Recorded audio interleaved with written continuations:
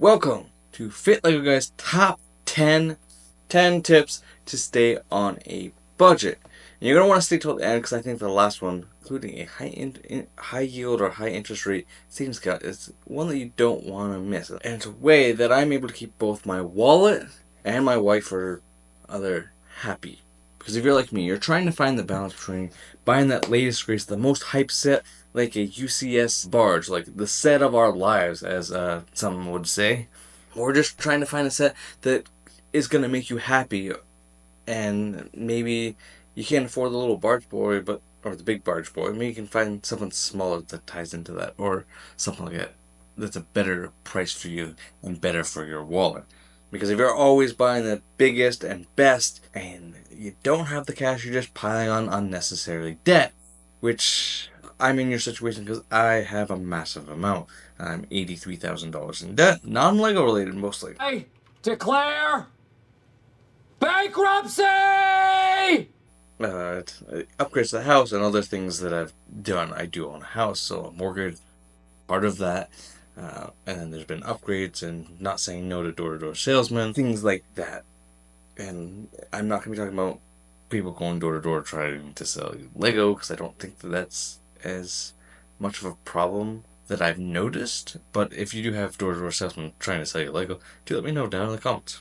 But if you do a search for a Lego haul, you will find these massive amounts of haul, including things from Brixie and Duck Bricks that are usually, they're not just $10 Lego haul, they are thousands of dollars.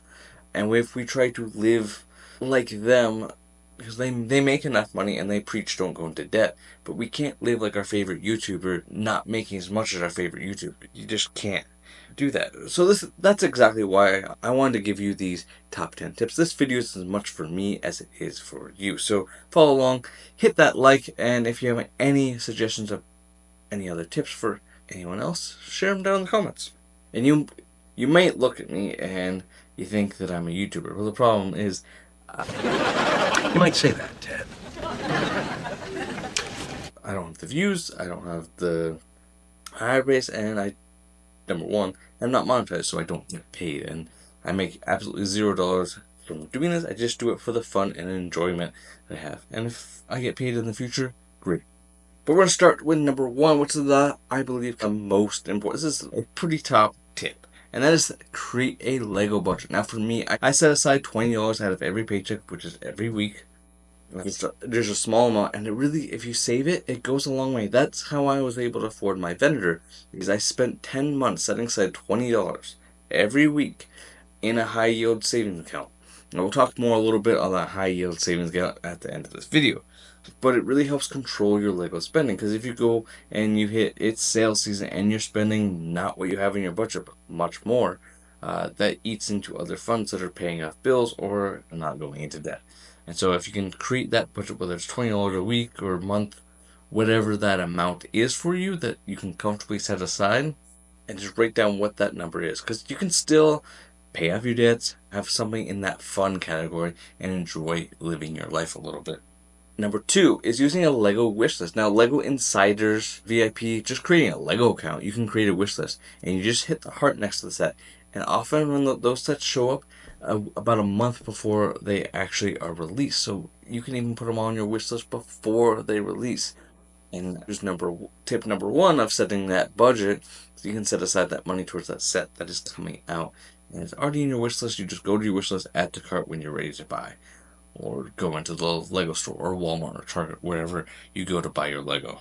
Tip number three is a pretty good one. I think a lot of us probably take advantage of this, but it's sell or trade your sets. If there's a set that's no longer bringing you joy, a set that you don't really want anymore, and you really feel like that you're not going to regret selling it, go ahead and sell it off. That also goes for promos. If there's a promo that you got for spending over the threshold from Lego.com or in Lego stores, go ahead and sell it off. There might be someone else who might like that set, and you can just look up at Brick Economy what the value is and sell it somewhere in the middle and try to get a good sale off it. But there are promos like probably Luke's lightsaber, like the Fellows Beast, that are going to sell for a pretty high value. If you're trying to build a collection of parts and not just specific sets, you can go to thrift stores and buy some used sets. And there's been some gems in there, whole sets in there, or bags. People that have just donated bulk lots of Lego, and it takes some time to sort through and clean it. But once you do, you can find some gems in there. I found some Series 25 minifigures. I got Batlord from buying a $20 bag of loose parts, and Batlord himself was worth more than that. Which is pretty cool. And then take advantage of your Lego sets for tip number 5. Counts and whatnot, collecting VIP points.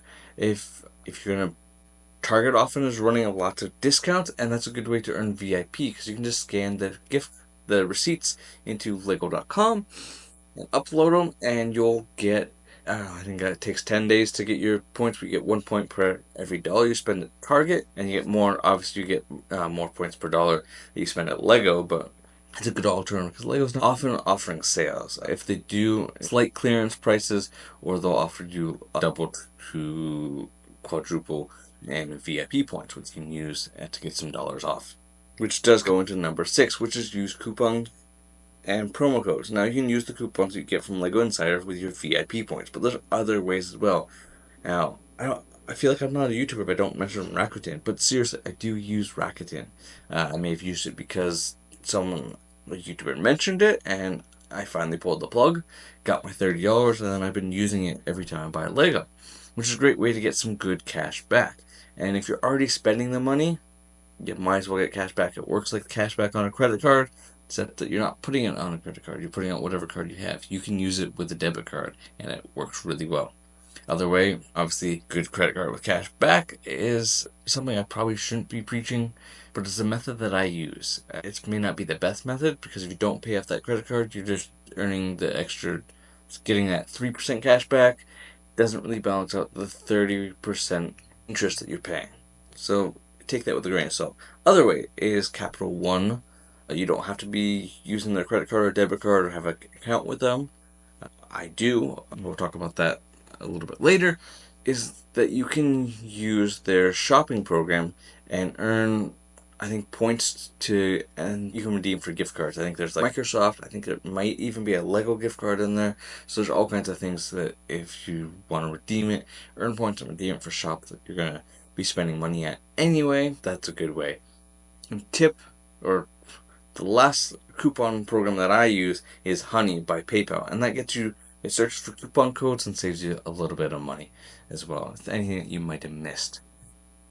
Tip number 7 is combining with family or friends. I see a lot of people do this with big UCS sets, especially. Hey, my birthday or Christmas coming up. Hey, I want this big $500 set. Hey, we'll put down $200 if you cover the rest. And that's a good way. So you're splitting the cost of it. If you can work a deal out, if it's a gift, maybe that's a good way to do it. Of course, this tip that is kind of more like if you're buying a Lego that's $20 and you need the free shipping, maybe someone else wants to pitch in with you and like, hey, I need someone to buy $15 worth so I can get the free shipping. You can reach out to your family and friends and maybe they also want one. In my situation, not many of my family friends collect Lego still, so take that tip as you will. Number 9, if you're not buying a specific theme like Star Wars, Marvel, whatever other themes, you can buy the 3-in-1 creator sets. They're really often a great value, and you get 3 different sets that you can build, or 3 different models you can build out of that project. And if you're not a real big mock builder, it can help stretch those creative muscles as well. It gives you instructions for all of them. I've also bought those big boxes that have big groups of instructions where you can make multiple things, and those are all often very fun as well. But that also ties into going into Rebrickable. You can search any set you currently own from any theme, put in the set number, and you'll find an alternate build that someone has come up with. Whether it's mining for battle packs, or maybe making mods to your Ghost, or the Star Destroyer turning into a Chimera. Whatever it is, you can search on Rebrickable, and you can find even alternate, you can just find some random builds as well.